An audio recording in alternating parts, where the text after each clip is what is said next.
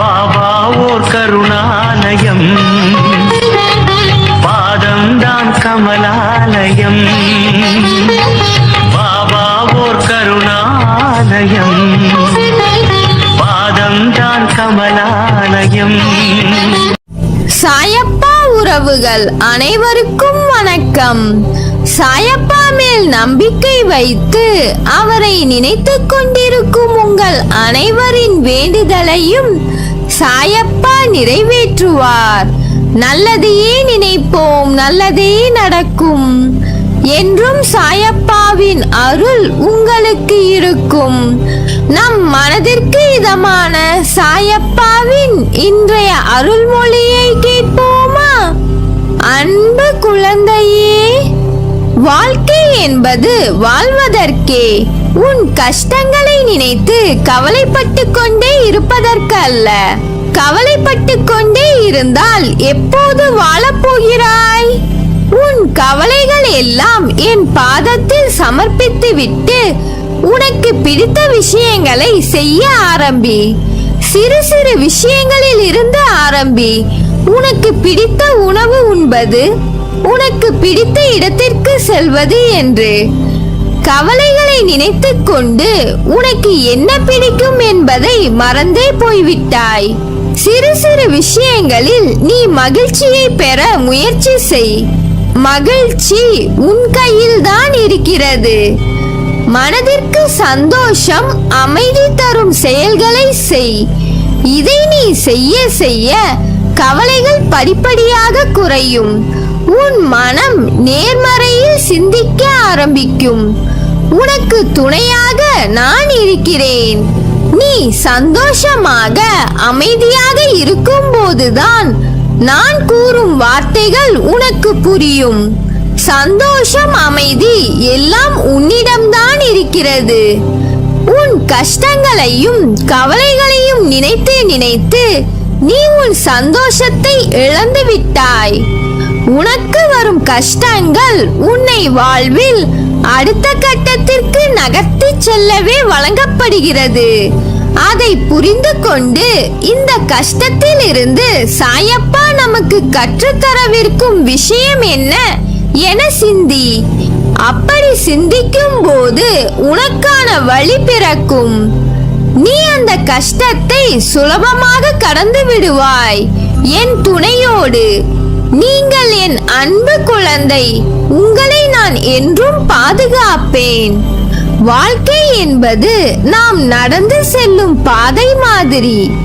அதற்கான பாதையில் நாம் நடைபோடுகிறோம்.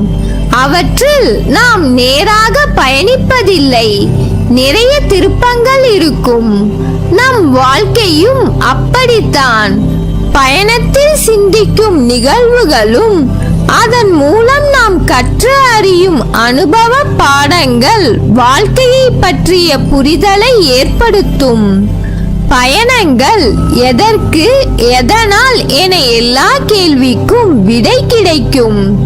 உன் வாழ்வில் இப்படி என தோன்றிய அனைத்து கேள்விகளுக்கும் விடை கிடைக்கப் போகும் நேரம் வந்துவிட்டது. நம் பயணத்தின் பயன் நாம் உணர்ந்த பாடங்களும் கற்று உணர்த்திய அனுபவங்கள். ஒருவரின் மனதை புரிந்து நடப்பவர்களின் அறிவு கல்வி கற்றவர்களை காட்டிலும் மேம்பட்டது. ஏனென்றால் நாம் புரிந்து கொண்டு இருப்போம்.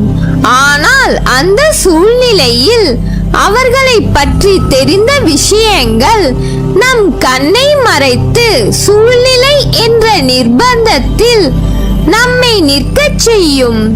அந்த நேரத்தில் நாம் புரிந்த விஷயங்களை புரியாது நடப்பது போன்றுதான் நம்மை அசைய வைக்கும். உனக்கான வாசல் திறந்து விட்டது.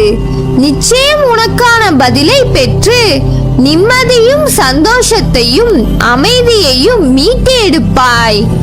உன் சாயப்பா உன் உயிராய் இருக்கிறேன். உன்னுடன் எப்போதும் இருப்பேன். என்னை காணவில்லை என்று வருத்தம் அடையாதே. உன் கண்களை மூடி என்னை மனதார நினை. என் ஒளி உருவம் உன் முன்னர் தோன்றும். உனக்கான அனைத்து பதில்களும் தகுந்த நேரத்தில் தருவேன். என் அருளும் ஆசையும் எப்போதும் உண்டு. நீ ஜெயமாக வாழ்வாய். இந்த உலகில் எதுவும் நிரந்தரமில்லை. பணம், பொருள், பதவி, அதிகாரம், உறவுகள், உடல்நிலை, இது உனக்கு மட்டுமல்ல, உலகில் உள்ள அனைவருக்கும் பொருந்தும். எல்லாம் குறிப்பிட்ட காலம் வரை மட்டுமே. என்றும் நிலையானது அன்பு மட்டுமே. இவ்வுலகம் இன்றும் இயங்குவது அன்பினால்தான். அதை புரிந்து இன்பத்தையும் துன்பத்தையும் சரிசமமாக நினைக்க உன் மனதை பக்குவப்படுத்திக் கொள். எல்லோரிடத்திலும் அன்பு செலுத்து. யாரிடமும் பாராமுகம், பகைமை காட்டாதே.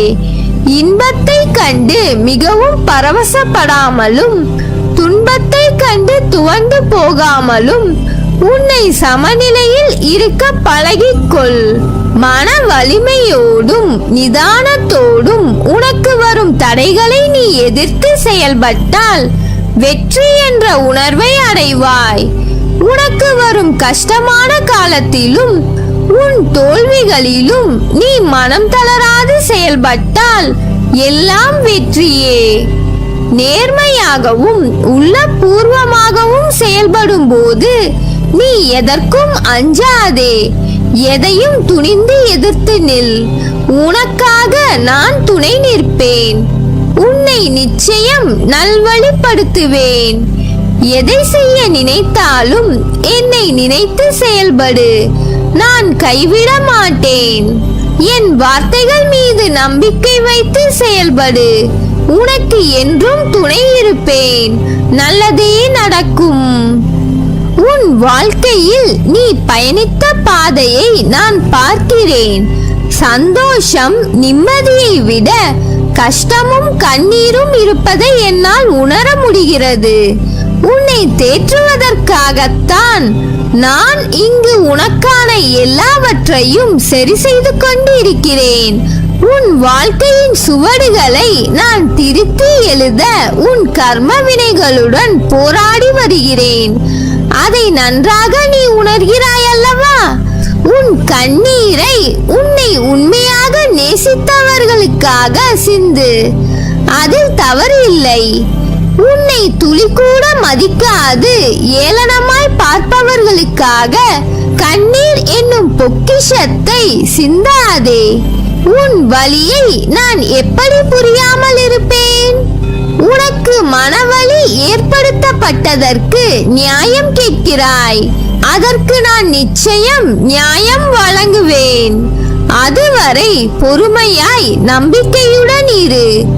உனக்கான காலத்தை நான் உருவாக்கி விட்டேன். இன்னும் சில நாட்களில் அதில் நீ பயணம் செய்ய போகிறாய். உன்னை கண்கலங்க விட மாட்டேன். நீ கண்கலங்கினால் என் மனம் வலிக்கிறது. உன்னை நிச்சயம் நான் செம்மைப்படுத்தி உயர்த்துவேன். உனக்கு நான் எப்போதும் துணை நிற்பேன். நல்லதே நடக்கும். நீ என் பரிபூர்ண அருளும் ஆசீர்வாதமும் அன்பும் பெற்ற என் செல்ல பிள்ளை.